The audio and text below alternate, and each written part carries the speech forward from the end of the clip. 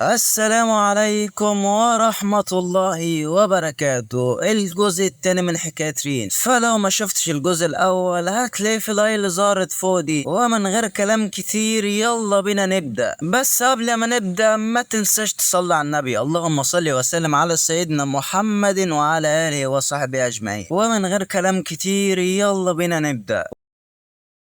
وساعتها ميفيست بيظهر نفسه هو وباقي المدرسين وبيطلع ان كل ده كان اختبار، وده عشان يشوفوا مدى جودتهم، وان المعلمين الموجودين كانوا بيكتبوا عنهم ملاحظات عشان يشوفوا ما ينفعوا ولا لا. وبعدها بياخدوا مصل عشان يتعالجوا من سم الشيطان. بس بيستوقفهم سؤال، ازاي رين قدر ان هو يهزم نص غول لوحده وهم كانوا 5 وكانوا بيعانوا قدامه؟ رين قال لهم ايه السر في السيف، بس وزومي بتشك في الموضوع. وفي الناحية التانية عندي يوكيو بيكون بيكلم نجمة مدرس الاستحضار وبيقول له انت هاجمت رين بقوة اكتر من المتفق عليه ضد الطلبة. بس نجم بيقول له والله الكلام ده ما تقولهوليش انا، روح قوله لميفيست، هو اللي امرني ان اهاجم رين بنية القتل، وده عشان نشوف قوته الحقيقية ونعرف كل نقاط ضعفه، وده في حالة ان هو خرج عن السيطرة. وبعد كده يوكيو بيروح عند شامي، وده لانها سابت خانة المجال فاضية وما حددتش هي عايزة تكون في اي فئة بالظبط. فيوكيو بيتكلم معاها عشان يخفف عليها الحمل والضغط، وبيسترجعوا ذكريات اول مرة تقابلوا فيها وازاي هي كانت مكسوفة انها تقابله. بس بعدها استجمعت شجاعتها وراحت كلمته، وهو بيقول لها ان هو كان شكلها وما يختلفش عنها كتير، بس في اوقات الشخص لازم ياخد قراراته ولازم تحدد هي عاوزة تكون في انهي تصنيف في الفئات الخمسة، وده طبعا لو عاوزة انها تستمر في الاكاديمية. بس في لحظة يوكيو بيحس بحاجة مش تمام وبيفتكر كلام معلم الاستحضار وتحديدا عن اختبار اخوه، فبيروح جري على السكن وبيطلع نشكه في محله وان نيجاوس كان عاوز يخلص على رين، بس يوكيو كان عامل حسابه ونقل رين لوضة تانية. وبعدها بتبدأ معركة بينهم ونيجاوس بيستدعي واحد من اعتى واقوى الشياطين، ودي هي ورقته الرابحة، ورصاصات يوكيو حرفيا عمرها ما تقدر تخترق جلده. بس لحسن الحظ رين بيجي وبيشارك في القتال هو كمان، وده اللي بيشدد انتباه نيجاوس واللي بيدي يوكيو فرصة ان هو يمسح دايرة الاستدعاء عشان الغول يختفي في ساعتها. وبالفعل خطته بتنجح، وساعتها رين بيقرب من نيجاوس، هو بيحط السيف على رقبته عشان يشرح هو بيعمل كده ليه. فنيجاوس بيقول له ان هو واحد من الناجين من الليلة الزرقاء، وبيوري له عينه وانه قدر يهرب من المجزرة دي، ومن ساعتها بقى بيكره ساتان بغباء. ومن الوقت ده نيجاوس قرر ان هو ينتقم من ساتان ومن اي حد له علاقة بساتان، وبيحاول ان هو يهجم على رين، بس للمفاجأة ان رين بيدخل سيفه وبيقرر ان هو يستقبل كل غضبه. وساعتها نيجاوس بيعرف ان رين مش زي ساتان لا، فبيفقد الرغبة في قتل رين وبيسيبه وبيمشي. وتاني يوم ميفيست بيعلن عن النتائج بتاعة الاختبار وبيقول لهم ان كلهم نجحوا، وبيقرروا يحتفلوا بمناسبة الانجاز ده. بس بيكون يوكيو لسه متضايق من ميفيست لانه عرض حياة اخوه للخطر من غير حتى ما يستشيره، فميفيست بيعتذر له وبيوعده انه مش هيعمل حاجة متهورة شكل كده بعد كده. وتاني يوم على بوابة الاكاديمية الاتنين دول بيتكلموا مع بعض عن القط السحري اللي على بوابة المدرسة واللي اسمه كورو، واللي عنده قوة سحرية كبيرة جدا وهو اللي بيحرس الأكاديمية. وبيقولوا إن كورو لحد دلوقتي ما يعرفش إن شيرو مات، وإن الأكاديمية مخبية عليه لحد دلوقتي لأنه ممكن يخرج عن السيطرة. ولكن لسوء حظهم إن كورو حست سمعه قوية جدا وبيسمعهم وهما بيتكلموا. نروح بقى رين ويوكي هما بيتكلموا، ورين بيقعد يصيح لأخوه على الواجبات والطلبات بتاعة الأكاديمية وإنه مش حاسس بفرق كبير مع إنه مترشح لإنه يكون واحد من طرادي الأرواح. فبيسأل أخوه عن رتبته لأنه أعلى من رين بكتير. يوكيو بيقول له إن ترتيب طرادي الأرواح بيتحدد بناء على المهمات اللي بتعملها وبعدد المهمات. فرين بيسأله عن أعلى رتبة البلادين وعشان يوصلها هو محتاج وقت قد إيه. يوكيو بيصدمه وهو بيقول له إن رتبة البلادين دي ما بيوصلهاش غير شخص واحد في كل جيل، وشيرو أبوهم هو اللي كانت بلادين السابق وبعد ما مات حد تاني خد مكانه. كمان بيعرفوا إن بالرغم من القدرة اللي بيمتلكها إلا إنه مش هيكون مسموح له إنه ينفذ مهمات كتير، وده لأنه بيعتمد على قوة ساتان في الأساس، ولو فضل يستخدمها كتير هيجي لحظة وهيضعف فيها وهيقع تحت سيطرته. ولأن الكلام ده ما بيعجبش رين بيقوم يوقع ليوكيو نضارته، ولكن الموضوع بيهدى لما يوكيو بيجيله مكالمة. أيوه بالظبط كده يا عزيزي المشاهد، ده هو كورو، وإنه لازم يروح مع الفريق اللي بيسيطر على الوضع ده لأنه رجع لهيئته الشيطانية، وده طبعا بعد ما سمع خبر موت شيرو. وساعتها وساعتها يوكيو بيروح للمكان، بس رين بيروح وراه، ولما يوكيو بياخد باله بيزعله، ولكن رين بيقدر يقنعه انه يشارك معاه في المهمة. فيوكيو بيبدأ يشرح له عن الوضع وبيقول له ان فصيلة القط ده قوية جدا، وفي الاغلب بيستخدموهم للحراسة، وده اللي كان كورو بيعمله لحد ما اهل القرية اللي كان كورو بيحميها سابوه ومشيوا. وبعد فترة بدأ يحس بوحدة وتحول لهيئته الشيطانية، واللي كان ماسك مهمة القضاء عليه كان شيرو وفريقه. بس لما شيرو راح له مرضاش يقتله وحاول يهديه ويسيطر عليه، وبالفعل نجح في انه يعمل كده. ومن ساعتها كورو كان واخد شيرو كأعز صديق ليه، وده سبب خروجه عن السيطرة دلوقتي لما سمع خبر موت شيرو. وحاليا مفيش حد قادر انه يسيطر عليه بالرغم من كل المحاولات بتاعتهم، ولان يوكيو كان موجود في اليوم اللي شيرو سيطر فيه على كورو بيستعينوا بيه يمكن كورو يفتكره ويهدى.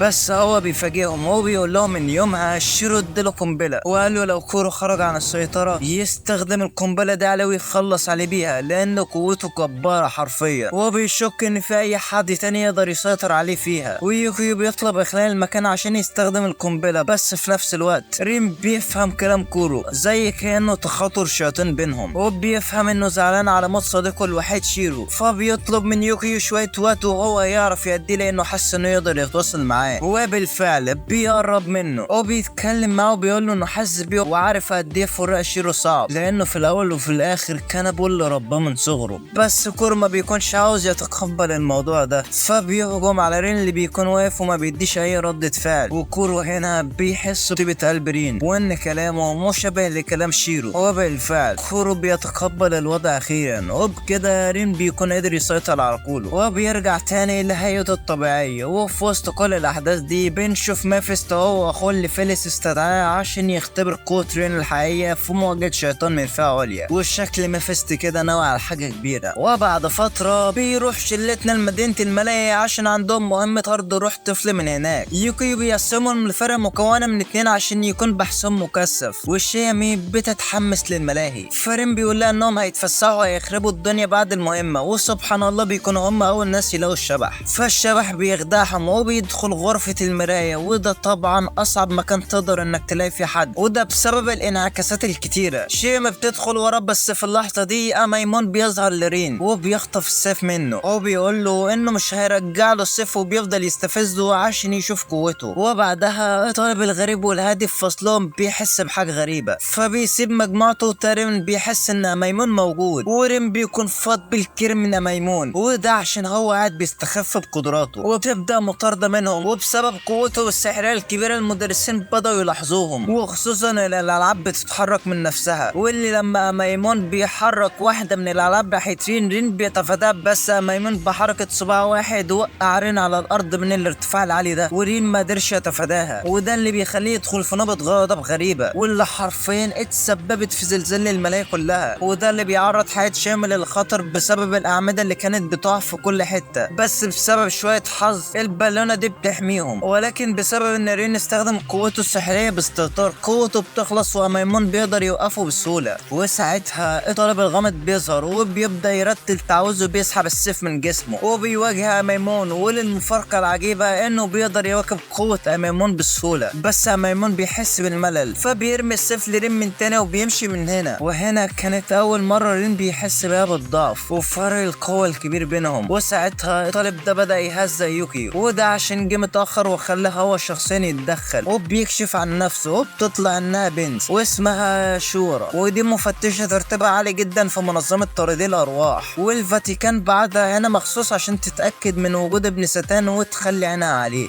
وبعد كده بتاخد رين معاها لمقر طاردي الارواح في اليابان، وبيكون معاهم يوكيو، وبدأت تستجوب مافيست لانه خبى ابن ساتان وما رفعش تقرير للفاتيكان ولا قال حتى للفاتيكان ان ابن ساتان موجود في المدرسة. بس مافيست بيقنعها انه عمل كده بحسن نية، وانه عمل كده عشان يهيئ رين انه يكون سلاح ضد الشياطين. فبتقول لهم ان برضو الكلام ده ما يفرقش معاها، وانها لازم تستجوب رين وتاخده في اوضه لوحدهم، وبتتكلم معاه عن شيرو وانها كانت تلمسته وبتحترمه جدا، وده برضو لانه انقذ حياتها اكتر من مرة، وبحركة بسيطة منها قدرت انها تاخد سيف رين بسهولة. ورين بيتضايق من الموضوع ده جدا، وده بعد كلامها المستفز وانه طفل وغير مستعد للخطر في طرد الشياطين. وللمرة التانية نيرانو بتظهر من غير ما يستخدم سيفه، بس شوية شورا كانت عاملة حسابها على الموضوع ده، وده لأن شيرو كان موصلها إنها تدرب رين سواء على استخدام السيف في الوقت المناسب. وبعدها بتكلم رين وبتقول له إن المنظمة كانت بتشك إن شيرو وميفيست كانوا مخبيين حاجة عليهم، وبتقول له إن مهمتها الأساسية هي القضاء عليه، وتبدأ تهجم عليه. ورين بيكون ظاهر عليه نية القتل، وبتستخدم تقنية غريبة، وبرغم محاولات رين في تفاديها إلا إنها تقدر تغرس السيف فيه، ولكن دي مش حاجة بتوقف فينا. وبيكون مصمم على إنه هيبقى في رتبة البلادين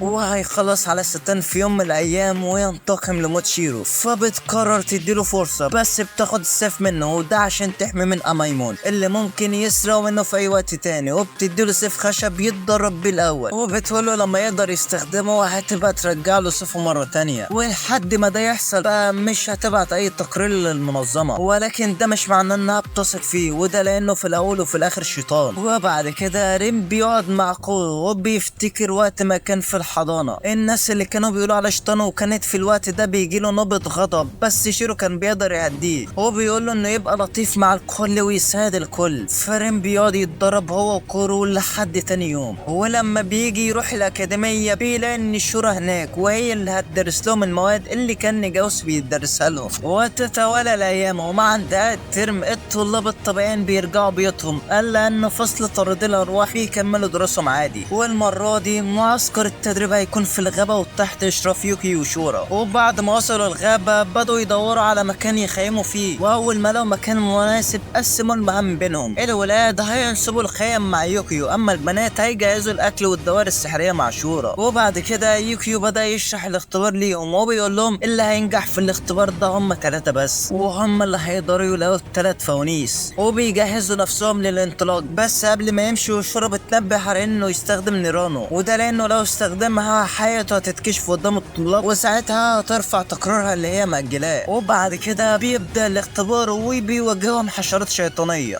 بس ولان حظ شامي زي وشها بتهاجمها حشرة كبيرة وبتطلب المساعدة قبل ما يغمى عليها. فرين بيروح لها بسرعة بس بتكون اغمى عليها خلاص، فبيضطر انه يستخدم قوة نيرانو عشان يبعد الحشرات. بس بيكون سوجورو شاف الضوء بتاع النار دي المرة دي، ولكن لحسن حظ رين ان سوجورو ما بيعرفش ايه مصدرها. وبعدها بشوية شيمي بترجع لوعيها، وبعدها الواد الاقرع ده بيبعت لهم انه لقى فانوس، بس مستحيل ان حد يعمل المهمة دي لوحده، فبيقرروا يتعاونوا عشان يعدوا الاختبار ده. بس لما بيوصلوا للمكان بيكتشفوا ان الواد الاقرع ده لقى الهدف، وان الهدف عبارة عن شيطان عملاق على هيئة فانوس، واللي بيتخزى على البشر كمصدر للوقود بتاع النيرات بتاعته، ويبان عليه انه قوي جدا. فبيفكروا في خطة عشان يقدروا يقبضوا عليه، وبيستخدموا خدمة عشان يوقفوا حركة الفانوس. وسوجورو والواد الاقرع هيرتلوا عشان يحموهم من الحشرات في الغابة، وشيما هيدافع عنهم بالعصاية بتاعته، اما رين هو اللي هيجر الفانوس ده. وبالفعل بدأوا ينفذوا الخطة، وكانت ماشية زي الفل لحد ما بيظهر قدامهم جسر متكسر فوق النهر، وده اللي حرفيا بيكون مليان بالديدان، ولكن مكتوب عشان ما تأذيش حد. فبيفكروا في خطة عشان يعبروا النهر، وهم انهم هيشيلوا الختم من على الفانوس، وده اللي هيسهل الحركة، وبيستخدموا شيمي كطعم ليه.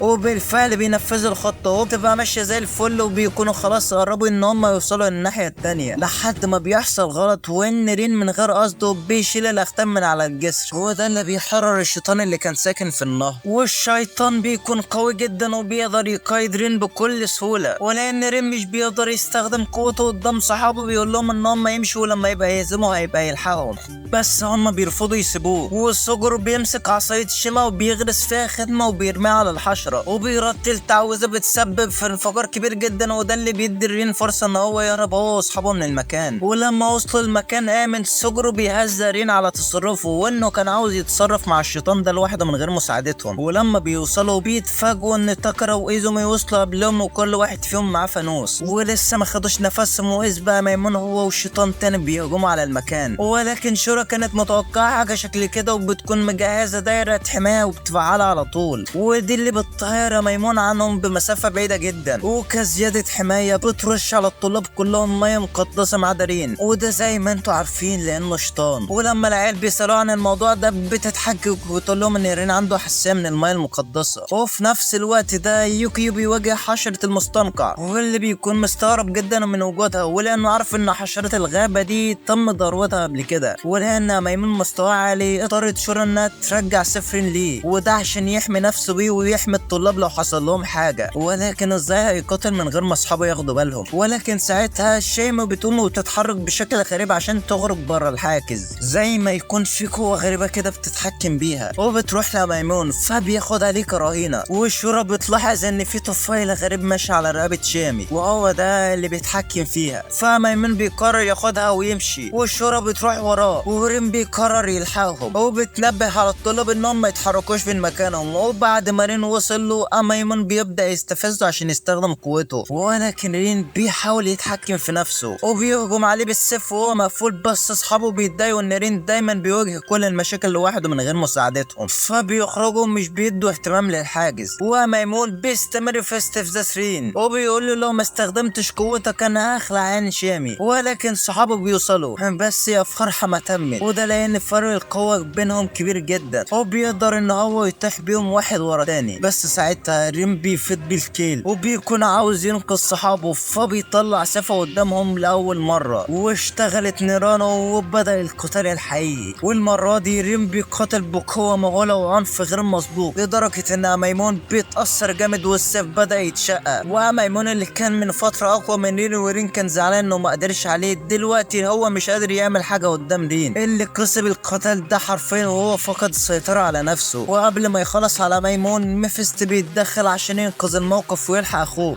بس محاولاته بعد الفشل بسبب قوة رين وانه خلاص فقد السيطرة على نفسه، وبيفجر البوابة اللي ميفيست فتحها. وميفيست بيكون فتح البوابة دي عشان يهرب ميمون منها، ولكن رين بيكون هيكسرها خلاص وسيفه بدأ يتكسر. وساعتها بيبدأ كمان في مواجهة ميفيست، ومش بيكتفي بكده وبس، لا ده بيتجه ناحية صحابه، ولولا تدخل شامي كان خلص عليهم. شامي بتهديه، وساعتها رين بيقع على الارض وبيغمى عليه. وفي الوقت ده ظهر الشخص ده واسمه ارثر انجل، وده البلدين الجديد واللي احتل مكان شيرو لما مات، وعرف كل اللي حصل هنا وبيهزأ شورى لانها ما خلصتش مهمتها وما خلصتش على الواد اللي له علاقه بستان. ولكن ساعتها ميفيست بيتدخل بينهم وبيحاول يهدي الدنيا ويلطف الجو، بس ارثر بيقول له انت بالذات اياك تفتح ابوك بحاجه، بعد ما اخفيت عننا سر كبير زي ده اياك انك تتكلم تاني. وفي الوقت ده بيبدا قتال بين شورى وارسل في محاوله منها انقاذ رين، ولكن فرق القوه كبير جدا بينهم. بس اللي بيوقف القتال ده هو استدعاء مباشر للمحكمه، وبيكون الاستدعاء ده لميفيست ورين وشورى. ولكن قبل ما يتحركوا ميفيست بيدي سيف رين ليوكيو وبيلمح له ان لازم يصلح اضرار السيف ده في اسرع وقت ممكن. وفي المحكمه بتبدا المرافعه، القضاه اللي هناك بيسالوا ميفيست هل رين فعلا هو ابن ستان، فبيضطر انه يقول لهم الحقيقه. هو مش بينكر اي حاجه، لا بيقول لهم ان قوته تحت السيطره ومختومه في سيف اسطوري، وده عشان يقدر يسيطر عليها. بس حاليا السيف حصل له شويه اضرار وبيتصلح دلوقتي. نرجع تاني عند يوكيو وسوجورو، وبيقول له ان هو يعرف السيف ده كويس، والسيف ده اتصنع في معبدهم القديم، فعشان كده بيقرروا ان هم يروحوا المكان المعبد. وهناك بيقابلوا صاحبة سوجورو من الطفوله، واللي بتقول لهم ان اصلاح السيف ده هيبقى صعب لسببين: اولا ان السيف ده معدنه جدا نادر ومش متوفر في اي حته، وثانيا ان طقوس صناعه السيف الشيطانيه دي اتلجت عبر الاجيال. بس بيقرروا انهم مش هيستسلموا، والسوجورو بيقول لهم ان في الليله الزرقاء كل حاجه في المعبد عندهم اتدمرت الا مسمارين هم اللي شاكك انهم ممكن يكونوا من نفس المعبد ده، وانهم ممكن يكونوا بيحملوا قوه ستان. ولكن المسمارين دول تم نقلهم لمعبد تاني للحفاظ عليهم. ولما بيوصلوا لهناك المعبد بيكون فاضي وكل اللي فيه هناك بيكون مغمى عليه، وده بسبب سيطره الشياطين على المكان. والشياطين بيحاولوا يوسوسوا لسوجورو ويوكيو انهم ما ينقذوش رين ولا يساعدوه لانه عدو ليهم، بس بيتخلصوا منهم وبيتفادوا وسوستهم وبياخدوا المسمارين من تاني. نرجع للمحكمه، وهناك بيسالوهم اهم سؤال وهو سبب اخفائهم عن قوه رين الحقيقيه. فبيقول لهم بكل بساطه عشان نستخدمه كسلاح ضد ستان، وده لانه هو الوحيد اللي بيملك فرصه قدامه. بس بيشككوه في كلامه لانه كده كده من كنز الشياطين هو كمان، بس برضه بيكونوا عاوزين يصدقوه لانه بيخدم البشر من اكتر من 200 سنه، وبيكونوا قصدهم على ميفيست لان ميفيست شيطان هو كمان يعني. ولكن ساعتها ميمون بيوصلوا مع جيش من الشياطين، وده عشان يسترجع كرامته بعد هزيمته من رين. فارسر بيروح هو وشورى عشان يتصدوا له، وميفيست بيقترح عليهم انهم يجربوا رين في المعركه دي، مش يمكن بيطلع هو حامي اشياء جديد. وساعتها ميمون بيستخدم كامل قوته وبيظهر في قوته الحقيقيه كملك الارض، واحد من اقوى ملوك الشياطين. فميفيست بيستغل الوضع ده في اغراء المجلس في في انهم يجربوا رين في مواجهة ضد ميمون ويشوفوا هل ينفع يبقى سلاحهم جديد ضد ساتان ولا لا. ومع الضغط الكبير اللي على المحكمة ده وفشل ارسل وصورة في انهم يتصدوا له، المحكمة بتوافق وبيقرروا انهم يدوا رين فرصة لاثبات نفسه، وده بيكون نفس وقت وصول يوكيو بالسيف بتاع رين بعد اصلاحه، وبيوصلوا له في الوقت المناسب. واول ما رين بيلمسه بتشتغل قوة نار زرع من تاني وبيستعيد قوته وبيرجع يفوق. وللمفاجأة انه بضربة واحدة قدر ان هو يخلص على ميمون بشكل نهائي وبيرجع يغمى عليه من تاني. وساعتها المحكمة بيقرروا ان هم يخلوه عايش عشان يستفيدوا منهم في حربهم ضد ساتان. وبعدها تم تبليغ المعوذين والاكاديمية بوجود ابن ساتان معاهم بس تحت المراقبة. وفي الوقت ده رين بيرجع تاني للفصل وبيكونوا العيال مالين منه، وخصوصا انه مش عارف يتحكم في قوته، فيوكيو بياخده ويعزله في مكان تدريب خاص عشان يتحكم في قوته اكتر ويقدر يسيطر عليها. وشورا بتشارك معاهم التدريب وبيكون في حد من الفاتيكان بيراقب رين، بس شورا بتقول ليوكيو انه بيراقبه هو كمان لانهم شاكين انه عنده نفس القوة بتاعت رين، بس ممكن تكون لسه ما ظهرتش. ولكن بعدها بيكون رين قاعد بيتدرب على انه يولع شمعتين من اصل 3 في صف واحد، وهم الشمعتين اللي على الطرف ولازم انه يولعهم في وقت واحد، وده عشان يتعلم ازاي يتحكم في قوة نيرانو. والدنيا بدأت تولع في احداث الانمي بتاعنا. وبس كده نكون وصلنا لنهاية الموسم الاول من الانمي بتاعنا. وعشان تعرف ايه اللي حصل بعد كده في الحكاية فما تنساش لايك شير سبسكرايب للقناة وتكتب لنا كومنت باكتر جزء عجبك، وما تنساش تتابع الانميات اللي موجودة على القناة. وبس كده اشوفكم في فيديو جديد والسلام.